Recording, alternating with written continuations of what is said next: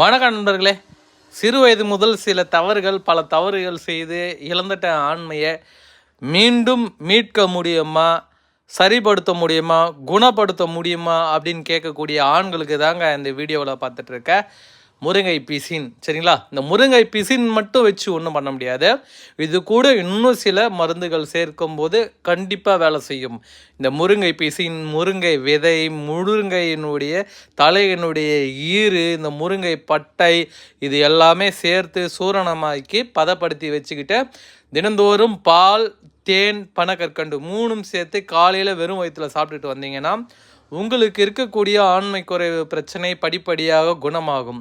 விந்துவில் உயிரணு உற்பத்தி அதிகப்படுத்தும், நீண்ட நேரம் விரப்புத்தன்மையை ஏற்படுத்தி தரும். அந்த அளவுக்கு இது பார்த்திங்கன்னா அபூர்வமான ஒரு மூலிகையில் இதுவும் ஒன்று. இந்த முருங்கை பீசின் இந்த மாதிரி தான் இருக்கும். முருங்கை பீசின் இதை எடுத்து பதப்படுத்தணும், பதப்படுத்தி மருந்தாக பயன்படுத்தி